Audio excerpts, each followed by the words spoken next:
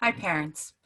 My name is Mrs. Riley. For those of you who don't know me, I am your child's either glass and wood art teacher or their jewelry and metal design teacher. And this video right here is specifically for parents. I am creating this video to explain what I intend to do in the future in order to help you and your students be very successful in an online platform. So as you've probably heard, I have your students Zoom into a meeting with me, and I do 2 live meetings every single week. I do one on Monday at 11 o'clock, and I do another live meeting Thursday at 1 o'clock.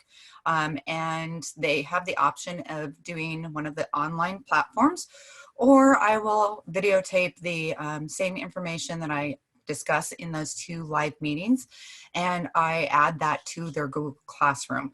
Their Google Classroom is how we are getting information back and forth in this new digital age that we're in. And so they do have the choice which platform to visit, one of the live meetings or one of the taped meetings. I prefer if they attend one of the live meetings. It allows me to be able to check in with them and understand what they understand. Where the video platform, I've done that so that it would be easier for students that are either working or maybe their parents are working at the time that the meetings are going on and it's inconvenient for the family. So either platform is available to them. Again, I prefer the live version so I can talk to them. I also, in the Google Classroom, have broken up their weekly assignments. So they should know exactly what they need to do in a given week. So I'm going to show you what that looks like. So I'm going to share my screen with you. Give me a second. Sometimes it just takes me a second. Okay, so this is what a student would see if they were logging into their Google Classroom. And what you can see right off the bat is there is something called the stream. And with the stream, it has to do with anything that I have put in there recently. So I gave them some information this morning and a picture. And then there's the information from yesterday. So they can look in there, and if I have something new to tell them, I will put it there so they can find it easily. They should also be able to get into the classworks section, and if you were to look at it when it was all closed down, this is what you would see. So there's important information. So like there's my class schedule. All the projects that we would normally do in a class are sitting right here. And then there is their WeVideo editing software. So they can find where to get editing software for videos. So that is located right there. If we go down, you'll see it says weekly assignments. So when we click on weekly assignments, right here, it will show you that there was a video that they were supposed to watch, one of those Zoom meetings, and there was a questionnaire that they were supposed to complete. When they complete that questionnaire, then I mark that they have been in the classroom. So we're still supposed to be taking attendance. And when we take that attendance, I'm assuming the state is going to eventually ask us for that information. And so we are supposed to certify whether a student has stayed in school and is actively doing the things we asked them to do, or if they are not actually attending online school. We aren't quite sure what they're going to do with that information yet, but they are asking us to track it. So please keep that in mind. Make sure your students are doing what they're supposed to do when they're supposed to do it, just to make sure that we don't get in a situation where all of a sudden they say credit isn't available because your student wasn't doing online schooling. We don't know what that is going to look like. So we're just trying to make sure that we're safe and that your kids are getting the information that they need. And then week 2, which is the week that we are in currently, there is the information about what they're generally supposed to be doing. And then if you slide down, you will see this document right here that actually gives them a little bit more specifics regarding what it is that I'm asking for. And what I'm asking for this week is that they create a Google slide, which is a presentation. And I will open that up so you can kind of see what it looks like.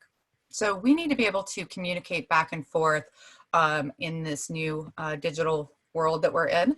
And so This will be the resources. I tell them there's the resources I used in order to be able to make this Google slide. And then they will do, for the slide, they will do a presentation page that kind of gives their name and their class period and things like that. And then they will, whatever activity they're choosing to do their slide about, which I told them that that was up to them, they're going to at least put 4 pictures in. So project along the way, and then whatever their final project is. They get to do whatever it is that they're wanting to do. So that is what I'm requesting from them. And then there should be one slide that explains exactly what it is that I'm looking at. So that is one of the things that they're going to do for me. The other thing that they're going to do for me is we are going to create a video, because sometimes we're going to need to be able to communicate in more than just text. And some of our students are not big writers, and so this is an easy way to get the information back and forth to each other. So again, this would be my resources and what I used in order to be able to complete my video. And then there would be another link right here. So if they were to push on this button, it would take them right to the software that they're needing. So that is another way in order to get me the information. If you look down one more, it's going to talk about a Canva and a postcard.